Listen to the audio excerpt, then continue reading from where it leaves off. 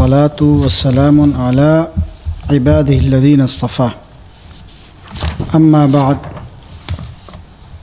أعوذ بالله من الشيطان الرجيم بسم الله الرحمن الرحيم وما خلقت الجن والإنس إلا ليعبدون۔ حاضرین محترم، عزیز دوستوں، ساتھیوں اور محترم بزرگوں،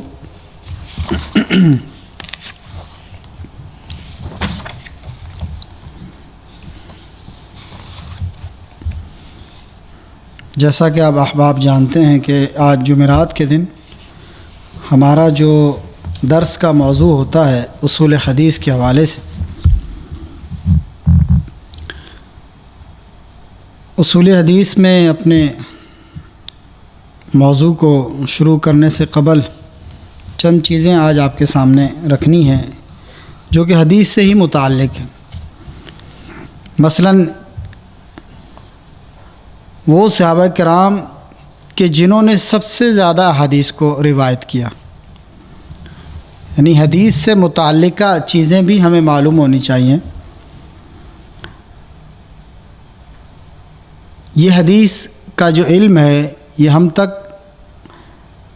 صحابہ کرام ہی کے ذریعے پہنچا۔ اللہ کے رسول صلی اللہ علیہ وسلم کی جنہوں نے مصاحبت اختیار کی، جو آپ کی صحبت میں بیٹھے، جنہوں نے آپ کی مجلس کو اختیار کیا، آپ کی زندگی میں آپ کے ساتھ رہے اور آپ صلی اللہ علیہ وسلم کی گفتگو کو اور آپ کی باتوں کو، آپ کی کلمات کو اور آپ کے الفاظ کو اور آپ کے جو طریقے تھے ان باتوں کو سنا، طریقوں کو دیکھا، ان کو اپنے دل و دماغ میں محفوظ کیا، خود بھی عمل کیا اور آگے اس کو لوگوں تک بھی پہنچایا۔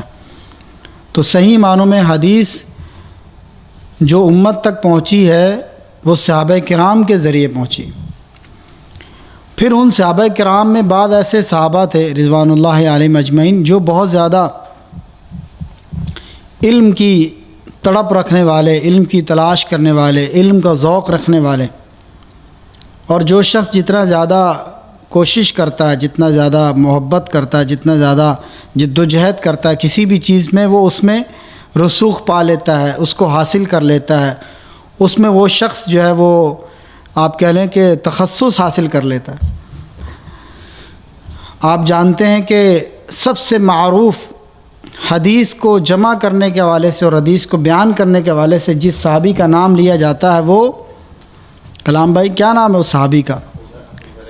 حضرت ابو ہریرہ رضی اللہ تعالیٰ عنہ، کہ جن کا نام ٹاپ کے اوپر آتا ہے حدیث کو روایت کرنے کے حوالے سے۔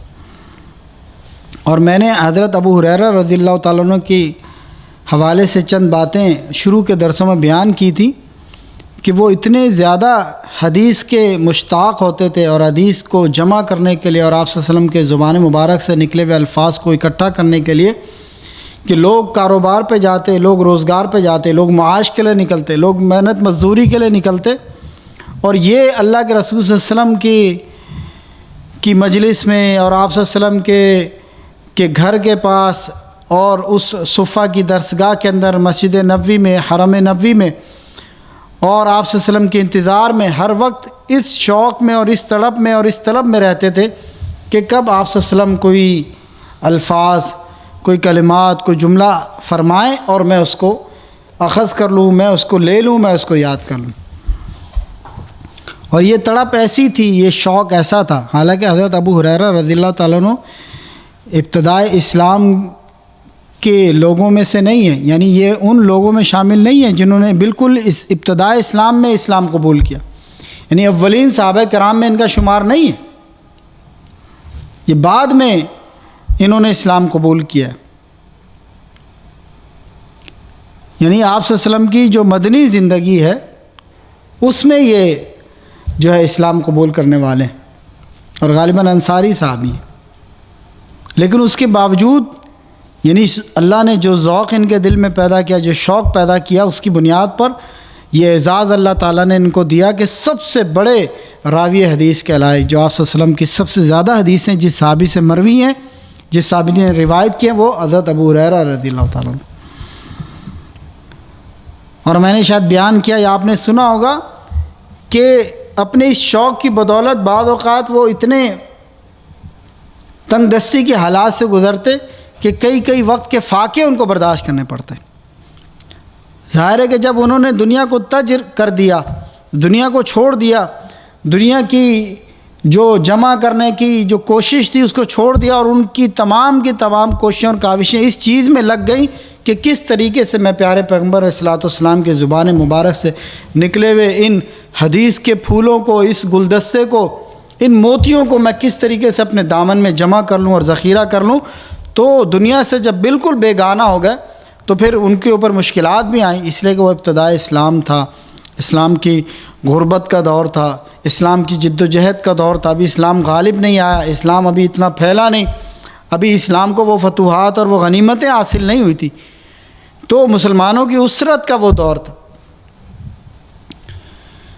حتیٰ کہ وہ واقعہ شاید میں نے بیان بھی کیا کہ وہ بیان کرتے خود ابو ہریرہ اس بات کے، یعنی بیان کرنے والے کہ میں بعض اوقات بھوک سے میرے اوپر غشی کی کیفیت طاری ہو جاتی، یعنی میں بے ہوش ہو جاتا یا غشی مجھے آ جاتی، میں راستے میں گر جاتا، اور لوگ سمجھتے کہ ابو ہریرہ مجنون ہو گیا، ابو ہریرہ دیوانہ ہو گیا. یہ تھے میرے بھائیوں ہمارے اسلاف، یہ تھے ہمارے صحابہ کرام کہ آج ہم یہ حدیثیں کتابوں کی شکل میں بڑے آرام سے اپنے سامنے سنتے پڑھتے اور دیکھتے ہیں، سنتے اور سناتے ہیں، بیان کرتے ہیں، پڑھتے اور پڑھاتے ہیں. لیکن اس کی یہ جو آج جس آسانی سے آج ہمارے ہاتھوں تک پہنچی ہے یہ چیزیں، یہ حدیثیں، یا صلی اللہ علیہ وسلم کے الفاظ، یا صلی اللہ علیہ وسلم کے زبان مبارک سے اور ہونٹوں سے ادا کیے ہوئے یہ حدیث کے سنہری الفاظ اور یہ گلدستے اور یہ پھول، اس کے لیے پیچھے ہمارے اسلاف کی محنتیں، ان کی کوششیں اور کاوشیں. تو سب سے زیادہ روایت کرنے والے صحابہ کرام ان کی تعداد تقریباً 6 ہے، جن میں یعنی 6 صحابہ کرام ایسے ہیں جن سے بکثرت احادیث مروی.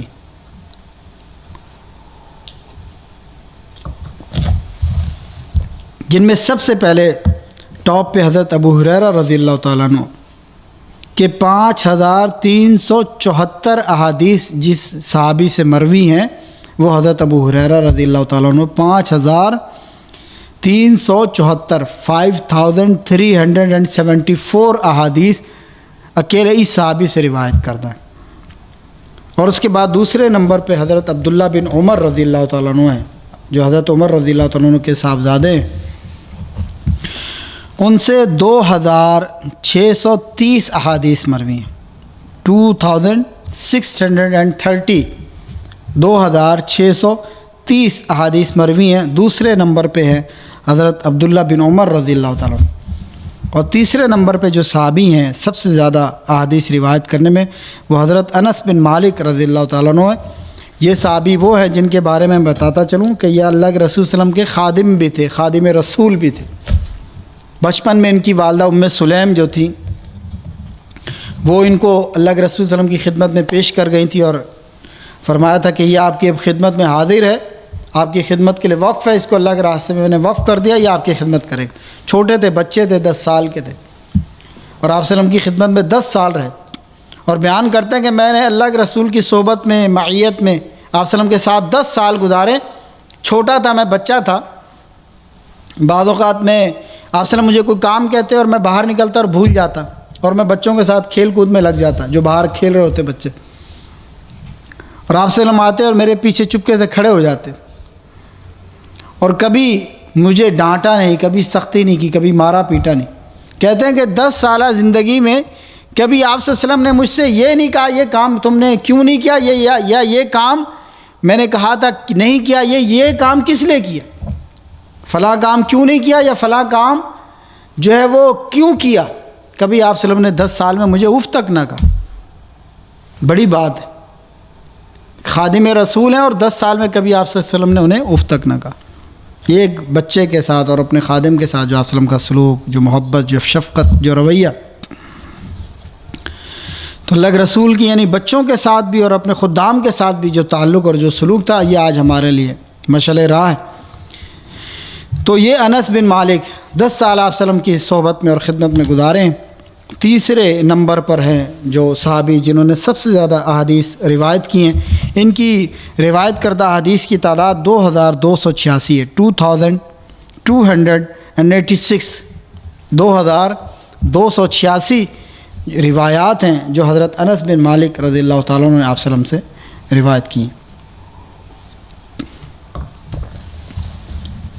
اس کے بعد چوتھے نمبر پہ ام المومنین حضرت عائشہ صدیقہ طاہرہ رضی اللہ تعالی عنہا، مومنین کی ماں، ام المومنین، زوجہ رسول صلی اللہ علیہ وسلم، جو آپ وسلم کی ازدواجی زندگی میں آپ کے ساتھ رہیں آخری وقت تک، حتیٰ کہ آپ وسلم کا وصال اور آپ وسلم کا انتقال اور آپ کی وفات حضرت ام المومنین ام عائشہ رضی اللہ تعالیٰ عنہ کی یعنی گود میں ہوتی ہے. وہ آپ وسلم سے ان کا تعلق تھا قریبی. تو خواتین میں تو سب سے پہلے نمبر پر، اور اوورآل جو صحابہ کرام جنہوں نے روایات مروی کی ان میں چوتھے نمبر پر ہیں ام عائشہ رضی اللہ تعالیٰ عنہ کہ 2210 احادیث یہ روایت کی ہیں ام عائشہ رضی اللہ تعالیٰ عنہ نے، کیونکہ آپ وسلم کے ساتھ وقت گزرا ہے اور دین کا اور علم کا شوق تھا اور اللہ تعالیٰ کی خاص ان پر عنایت اور فضل تھا. خواتین کی رہنمائی کے حوالے سے اور علمی حوالے سے ایک مقام ہے ام عائشہ رضی اللہ تعالیٰ عنہ کا، اور اللہ تعالیٰ نے ان کو خود منتخب کیا آپ وسلم کی زوجہ جو ہے وہ یعنی آپ وسلم کی زوجہ کی حیثیت میں خود اللہ تعالیٰ نے انتخاب کیا، خود اللہ تعالیٰ نے انتخاب کیا. اور آپ وسلم کو دکھلایا گیا غالباً خواب میں کہ یہ آپ کی دلہن ہے، اس طریقے سے خواب میں دکھلایا گیا. تو یہ اللہ کا انتخاب تھیں اور تمام مومنین کی ماں ہیں، اور خواتین کے حوالے سے ایک بڑی یعنی ان کی وہ ہے کہ جو علمی اور دینی جو ان کی ایک رہنمائی ہے جو خواتین کے حوالے سے ملتی ہے. خواتین میں سب سے پہلے نمبر پر اور تمام صحابہ کرام میں چوتھے نمبر پر ہیں جنہوں نے سب سے زیادہ احادیث کو روایت کیا. اس کے بعد پانچویں نمبر پر حضرت عبداللہ بن عباس رضی اللہ تعالیٰ عنہ ہیں. یہ وہ صحابی ہیں جو اللہ کے رسول صلی اللہ علیہ وسلم کے چچا زاد بھائی بھی ہیں، آپ کے چچا عباس کے بیٹے ہیں، اور اللہ کے رسول صلی اللہ علیہ وسلم کی دعا ہے ان کے لیے، علم کے لیے، اور ان کے تفقہ فی الدین اور تفقہ فی العلم اور رسوخ فی العلم کے حوالے سے اللہ کے رسول نے ان کو دعا فرمائی تھی، اور آپ اس دعا کے مستاق بنے اور بہت بڑے مفسر قرآن بنے. علماء کبار علماء صحابہ کرام کے اندر ان میں جو ہے ان کا شمار ہوتا ہے حضرت عبداللہ بن عباس رضی اللہ تعالیٰ عنہ، اور ان سے 1660 روایات احادیث مروی ہیں. اور چھٹے نمبر پہ یعنی وہ 6 صحابہ کرام جن سے بکثرت احادیث مروی ہیں ان میں آخری 6 نمبر پر حضرت جابر بن عبداللہ رضی اللہ تعالیٰ عنہ جن سے 1540 احادیث 1540 احادیث مروی. تو یہ تھے وہ صحابہ کرام محدث جو سب سے زیادہ احادیث کو روایت کرنے والے.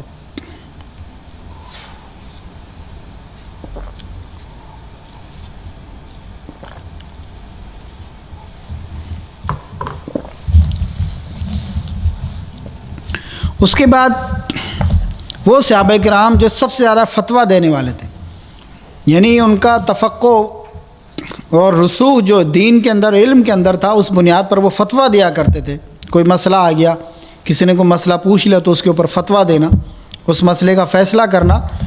تو اس میں جو ممتاز صحابہ کرام ہیں جو سب سے زیادہ فتویٰ دینے والے صحابہ کرام حضرت عمر بن خطاب رضی اللہ تعالیٰ عنہ، حضرت علی بن ابی طالب رضی اللہ تعالیٰ عنہ، حضرت ابی بن کعب رضی اللہ تعالیٰ عنہ، حضرت زید بن ثابت رضی اللہ تعالیٰ عنہ، حضرت ابو درداء رضی اللہ تعالیٰ عنہ، اور حضرت عبداللہ بن مسعود رضی اللہ تعالیٰ عنہ. یعنی یہ وہ صحابہ کرام ہیں جو فقیہ صحابہ کرام تھے، جن کو فقہ علم کی دین کی فقاہت تھی اور اس کی بنیاد پر وہ فتویٰ دیتے تھے. تو یہ وہ صحابہ کرام ہیں جن سے سب سے زیادہ فتاویٰ مروی ہیں کہ جنہوں نے سب سے زیادہ دینی مسائل میں فتوے دیے، دینی مسائل کے فیصلے کیے اور دینی مسائل کے اندر لوگوں کی رہنمائی کی. یہ وہ صحابہ کرام. اس کے بعد ہمارے موضوع کے اندر آج شامل ہے حدیث کی کتب کی اقسام. حدیث کی کتب کی بھی کچھ اقسام ہیں جو محدثین نے اس کی مختلف خصوصیات کی بنیاد پر ان کو جو ہے وہ کیٹیگرائز درجہ بندی کی ہے کہ یہ حدیث کی کتاب اس درجے میں آتی ہے اور یہ حدیث کی کتاب اس درجے میں آتی ہے اقسام کے اعتبار سے۔ الجامع، جس میں سب سے پہلے الجامع ہے، یعنی حدیث کی ایسی کتاب جس میں تمام مسائل کو جمع کر دیا گیا ہو۔ حدیث کی ایسی کتاب جس میں تمام مسائل کو جمع کر دیا ہو، مثلاً عقائد بھی ہیں اس کے اندر، عبادات بھی ہیں، معاملات بھی ہیں، اس میں سیرت بھی ہے، اس میں تفسیر بھی ہے، اس میں مناقب بھی ہیں، یعنی مختلف صحابہ کے یا انبیاء کے فضائل اور مناقب بھی ہیں۔ پھر اس میں وہ احادیث بھی ہیں جو دل کو نرم کر دینے والی، رقت القلب والی۔ پھر وہ احادیث بھی ہیں جو فتنوں کے بارے میں ہیں، آخرت کے بارے میں۔ تو وہ تمام ان موضوعات کا جو احادیث کی کتاب جس میں احادیث جمع کر دی ہیں اور وہ کتاب اس کو کا احاطہ کرے، اسے محدثین کی اصطلاح میں جامع کہتے ہیں۔ اس لیے صحیح بخاری کا جو پورا نام ہے وہ الجامع الصحیح البخاری ہے، کیونکہ اس میں یہ تمام موضوعات ہیں۔ اس میں عقائد بھی ہیں، عبادات بھی ہیں، معاملات بھی ہیں، تفسیر بھی ہے، سیرت بھی ہے، مناقب بھی ہیں، فتن اور آخرت کے بارے میں بھی احادیث جمع ہیں جو امام بخاری نے اپنی کتاب میں جمع کی ہیں۔ تو اسے محدثین کی اصطلاح میں ایسی حدیث کی کتاب کو الجامع کہتے ہیں جس میں تمام موضوعات کو احادیث کی شکل میں جمع کر دے گا، یعنی اس کتاب میں تمام موضوعات پر مبنی احادیث موجود ہوں۔ بات سمجھ میں آ رہی؟ ایسی حدیث کی کتاب کو الجامع کہتے ہیں۔ پھر حدیث کی کتاب کی جو دوسری قسم ہے وہ السنن ہے، جیسے سنن نسائی، سنن ابن ماجہ، سنن ابی داؤد، سنن ترمذی۔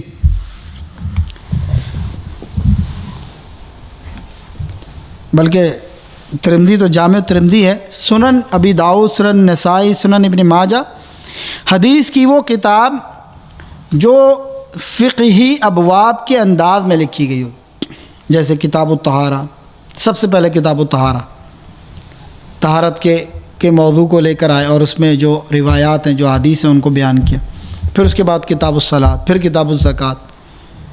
اس طریقے سے جو فقہی تبویب کے انداز میں لکھی گئی حدیث کی وہ کتاب، تاکہ مسائل اور احکام کے استنباط میں فقہا کا وہ کتاب مصدر اور مرجع بن سکے، یعنی فقہا کے لیے آسانی ہو کہ وہ اس حدیث کی کتاب کو فقہی انداز میں ترتیب جو دی گئی ہے وہ اپنے فقہی اعتبار سے احادیث کو آسانی سے تلاش کر سکیں، اور وہ فقہا کے لیے مصدر اور مرجع بن سکے وہ کتابیں۔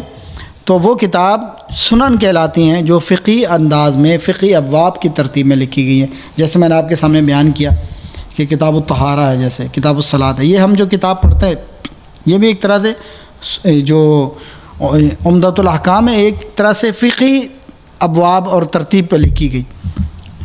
اس کے بعد حدیث کی اقسام میں تیسری جو قسم ہے وہ المسند ہے۔ المسند حدیث کی وہ کتاب جس میں ترتیب وار ہر صحابی کی احادیث کو جمع کر دیا گیا ہو۔ مثلاً ابو ہریرہ رضی اللہ تعالیٰ عنہ ان کی جتنی حدیثیں ہیں وہ ایک جگہ پہ جمع کر دیں، صحابی کی ترتیب۔ ابو ہریرہ رضی اللہ تعالیٰ عنہ کی بیان کرتا حدیث، پھر اس کے بعد عبداللہ بن عمر کی، پھر عبداللہ بن عباس کی، پھر اماں عائشہ کی، پھر اسی طریقے سے جتنے بھی یعنی صحابہ کرام جن سے حدیث مروی ہیں، کیونکہ صحابہ حدیث سب صحابہ سے ہی مروی ہیں، تو صحابہ کرام ترتیب وار ہر صحابی کی حدیث کو یکجا کر دیا گیا۔ سب سے پہلے حضرت ابو ہریرہ کی روایات، ساری جتنی 5374 جتنی حدیثیں تھیں ابو ہریرہ کی، وہ ایک ہی جگہ پہ بیان کر دیں۔ اب وہ کسی بھی موضوع پہ ہو سکتی ہیں، وہ نماز کے موضوع پہ ہو سکتی ہیں، وہ طہارت کے موضوع پہ ہو سکتی ہیں، وہ جہاد کے موضوع پہ ہو سکتی ہیں، وہ زکوٰۃ کے موضوع پہ ہو سکتی ہیں، وہ فتن کے بارے میں ہو سکتی ہیں، وہ سیر کے بارے میں ہو سکتی ہیں، وہ عقائد کے بارے میں بھی ہو سکتی ہیں، آخرت کے بارے میں بھی ہو سکتی ہیں، جنت جہنم کے بارے میں بھی ہو سکتی ہیں۔ جو بھی روایت ابو ہریرہ رضی اللہ تعالیٰ کی وہ ایک جگہ پہ جمع کر دی۔ پھر اسی طریقے سے دوسرے صحابی کو لیا اور ان کی احادیث کو ایک جگہ پہ جمع کر دیا۔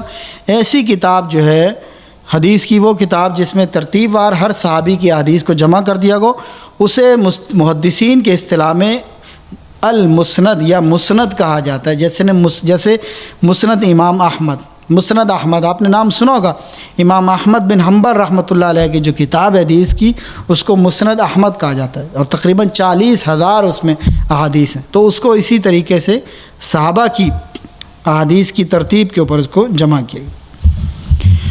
حدیث کی اقسام کے اندر چوتھی جو قسم ہے وہ المعجم۔ المعجم جو ہے عربی لغت میں جو لغت کی جیسے کتاب ہوتی ہے، ہم جیسے اردو میں، فارسی میں، عربی میں جو لغت کی کتاب ہوتی ہے جس میں یعنی الفاظ کے معنی ہیں اور مفاہیم ہوں، اسے معجم کہا جاتا ہے۔ تو حدیث کی وہ کتاب جس میں مؤلف جو کتاب لکھنے والا محدث ہے وہ احادیث لکھنے کی ترتیب اپنے اساتذہ اور مشائخ کے ناموں کے اوپر رکھتا ہے۔ ترتیب کیا ہوگی اس کی کہ اپنے اساتذہ اور مشائخ کے ناموں کے اوپر، اور ان کی اکثر غالب ترتیب حروف تہجی کی ترتیب پہ ہوتی ہے۔ یعنی اگر مثال کے طور پہ امام بخاری اگر اپنے استادوں کی ناموں کے حساب سے ترتیب سے احادیث کو جمع کرنا شروع کر دیں تو یہ المعجم کہلائی۔ جیسے امام طبرانی نے کتابیں لکھی ہیں حدیث کی، معجم کبیر، معجم اوسط اور معجم صغیر، تو انہوں نے اپنے استاد کے جیسے نام ہے اور اس میں بھی جس استاد کا نام الف سے آیا تو اس استاد کی جو بیان کردہ حدیثیں تھیں ان کو لکھ لیا۔ پھر اس کے بعد کوئی استاد ہے ان کا نام با سے آ رہا ہے تو اس استاد سے جو حدیثیں سنی ان کو اس ترتیب سے لکھ لیا۔ بات سمجھ میں آ رہی؟ اپنے استاد کے ناموں کے مطابق، بھئی یہ میرے استاد ہیں اور ان کا نام فلاں ہے اور فلاں لفظ سے شروع ہوتا ہے، تو میں اس استاد کی کتابیں اور احادیث جو ہے وہ ایک جگہ پہ جمع کر دوں۔ تو حدیث کی وہ کتاب جس میں حدیث لکھنے کی ترتیب محدثین اپنے اساتذہ کے ناموں کے اوپر رکھتا اور اس میں بھی حروف تہجی کا خیال کیا جاتا ہے۔ پھر اس کے بعد حدیث کی ایک قسم ہے العلل، یعنی حدیث کی وہ کتاب جو معلول احادیث پر مشتمل ہو، ایسی احادیث جن کے اندر کوئی نہ کوئی علت ہو۔ علت کہتے ہیں کسی ضعف اور کمزوری کو۔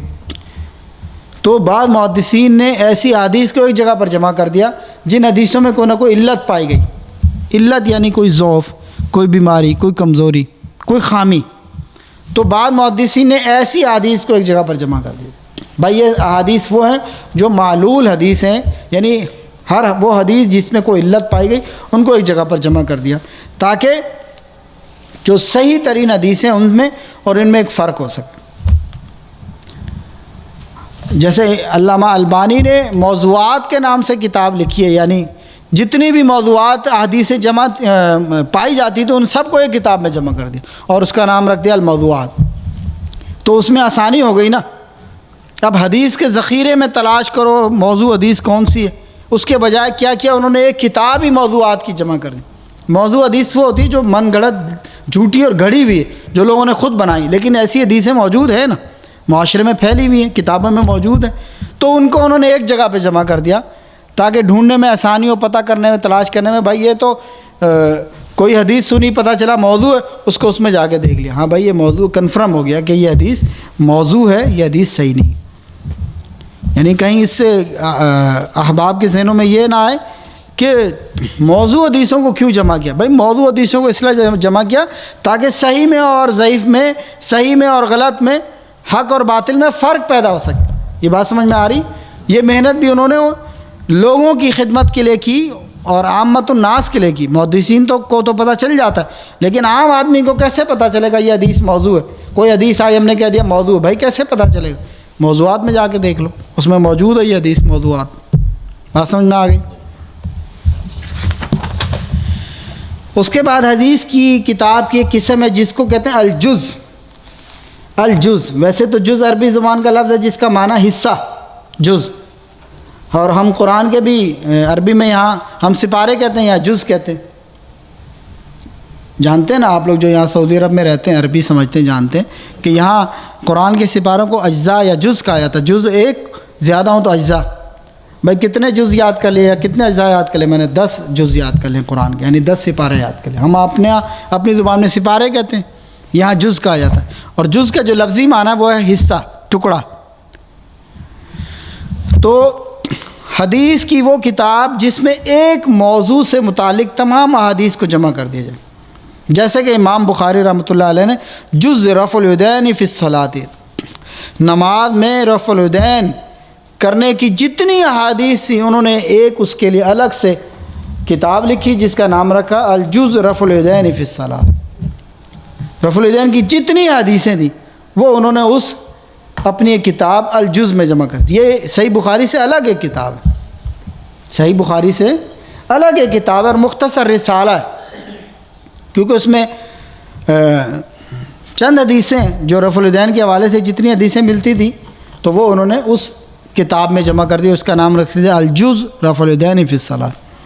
اس لیے کبھی کسی کو رفع الیدین کے بارے میں اکٹھی ساری حدیثیں دکھانی ہوں تو وہ یہ کتاب جو ہے وہ حوالے کے لیے زبردست ہے کہ جتنی بھی رفع الیدین کے بارے میں حدیثیں صحیح حدیثیں وہ ساری کی ساری امام بخاری نے ایک ہی کتاب میں جمع کر دی. یعنی ایک کتاب ہی انہوں نے رفع الیدین پہ لکھ دی اور اس میں ساری حدیثیں رفع الیدین کے متعلق ہیں. اور رفع الیدین کے بارے میں آتا کہ تقریباً 250 روایات ہیں. اور کتنی بڑی دنیا جو رفع الیدین نہیں کرتی, کوئی تعصب میں, کوئی لاعلمی میں, کوئی جہالت. اللہ کے رسول کی سنت ہے, یہ 250 روایات ہیں. اور یہ ایسی سنت ہے جو ابتدائی اسلام میں بھی یعنی موجود ہے, آپ صلی اللہ علیہ وسلم کے ابتدائی زمانے میں بھی, اور آپ صلی اللہ علیہ وسلم کی زندگی کے آخری ایام تک بھی. حضرت وائل بن حجر جو حدیث بیان کرتے ہیں, نماز کی کیفیت بیان کرتے ہیں. وائل بن حجر غالباً 9-10 ہجری میں مسلمان ہوئے اور آئے, اسلام سیکھا, اسلام لائے اور پھر اس کے بعد نماز سیکھی. اس میں جو حدیث بیان کی انہوں نے اس میں بھی رفع الیدین کا ذکر ہے, نماز کا جو طریقہ بیان کیا. اور پھر 11 ہجری میں دوبارہ آئے. آپ صلی اللہ علیہ وسلم کی وفات سے 4 مہینے پھر پہلے وہ آئے مدینہ میں, کسی اور علاقے کے اندر کے رہنے والے تھے. آپ صلی اللہ علیہ وسلم کی وفات سے 4 مہینے پہلے آئے پھر مدینہ میں, اور پھر اس کے بعد وہ حدیث پھر بیان کی, نماز کا طریقہ بیان کیا, اس کے اندر بھی رفع الیدین.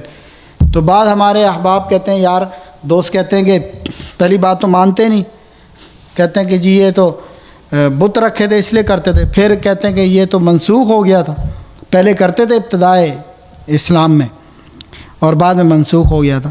تو بھائی منسوخ کی کوئی دلیل ہے تو پیش کرو.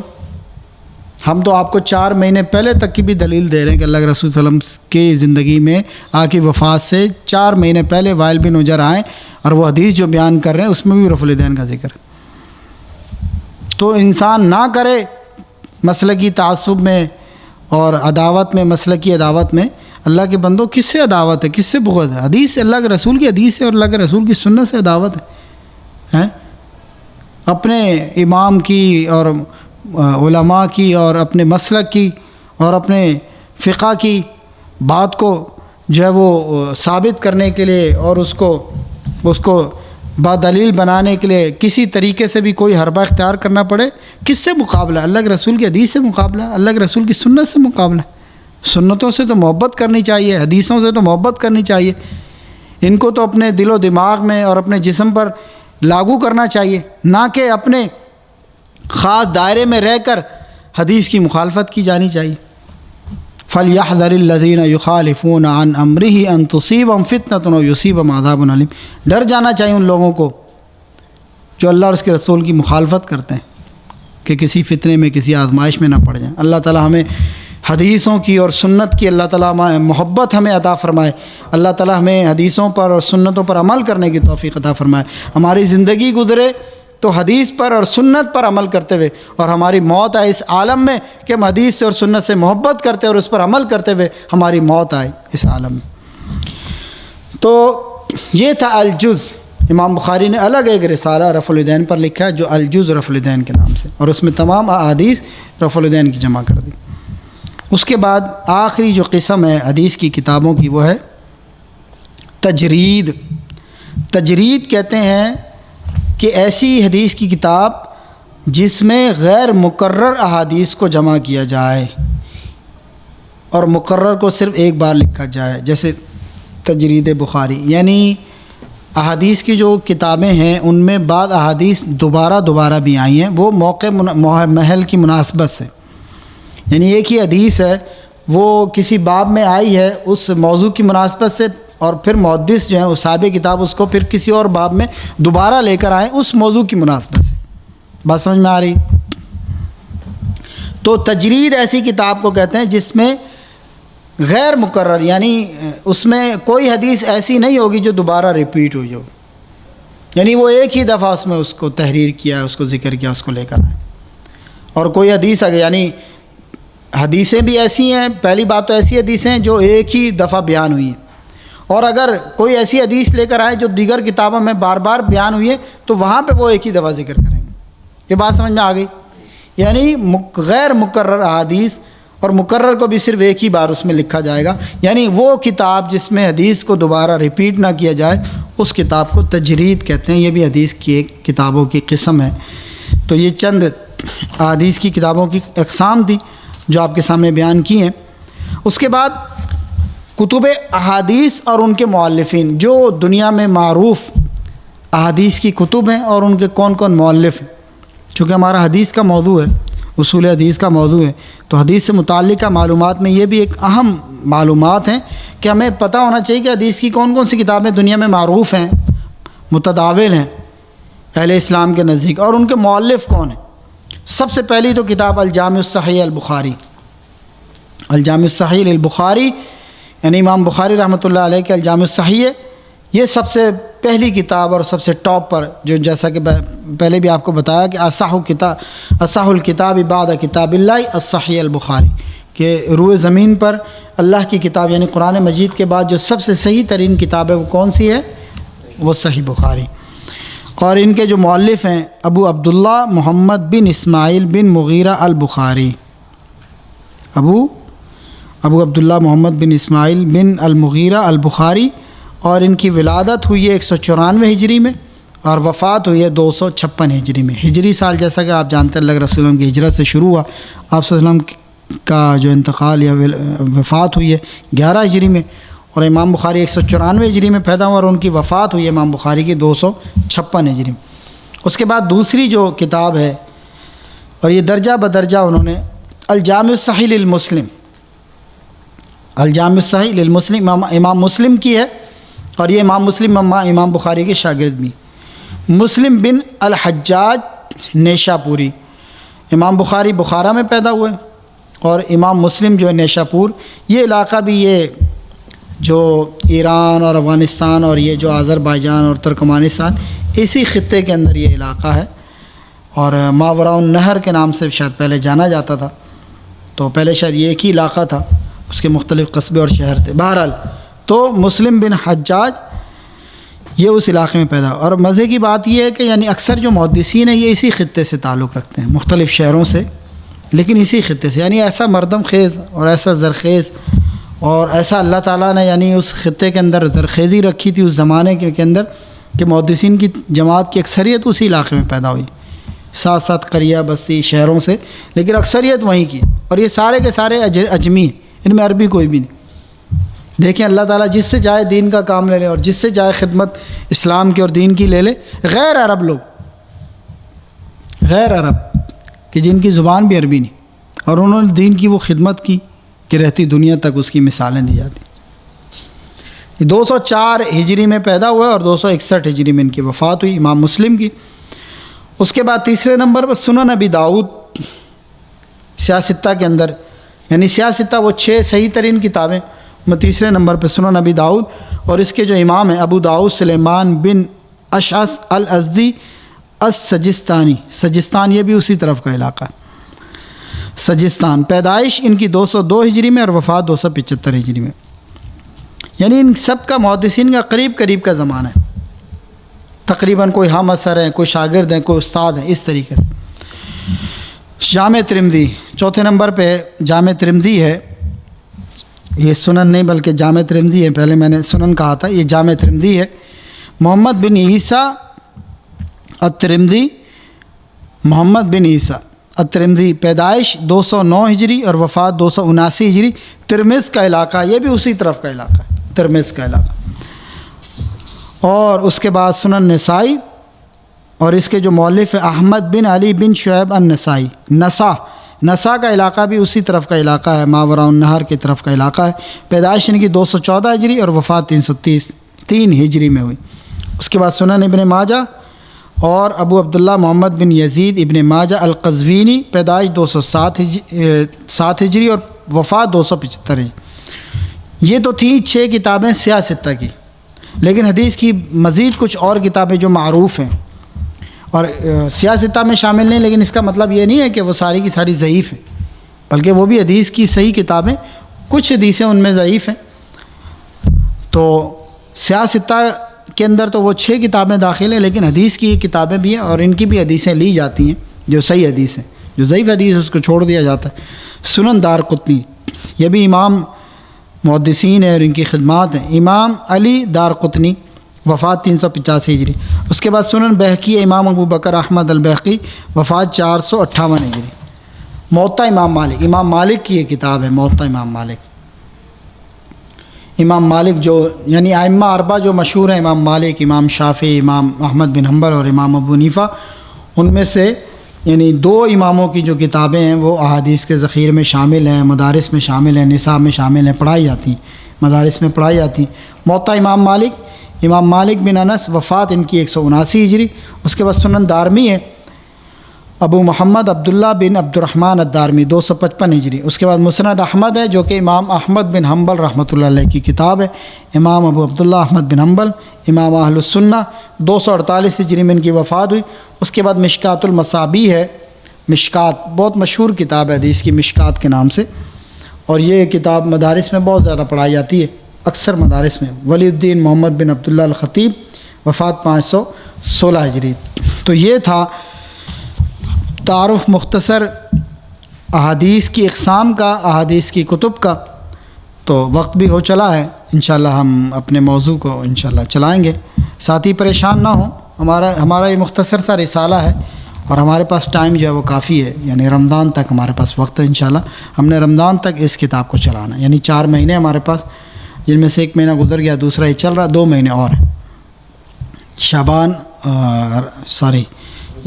رجب اور شعبان 2 مہینے اور ہیں، اور جو ہے انشاءاللہ میں شیڈول دیکھ لوں گا، ممکن رمضان کے بعد بھی کچھ ٹائم ہو تو انشاءاللہ ہم اس رسالے کو اپنے وقت میں ختم کر لیں گے، ٹھیک ہے۔ وہ صرف چند اصطلاحات ہیں، میں چاہتا ہوں کہ آپ کو احادیث کے حوالے سے کچھ مزید معلومات بھی ملیں اور ہمارا وقت بھی اس کے اندر پورا ہو جائے، ساتھیوں کی دلچسپی بھی اس موضوع میں قائم رہے۔ اللہ تعالیٰ ہمیں عمل کی توفیق عطا فرمائے، اللہ تعالیٰ ہمیں دین کا علم ہمیں عطا فرمائے، دین کی محبت عطا فرمائے، دین پہ ہی ہماری زندگی اور اسی پر ہمارا خاتمہ۔ وآخر دعوانا ان الحمدللہ رب العالمین، والسلام علیکم ورحمۃ اللہ وبرکاتہ۔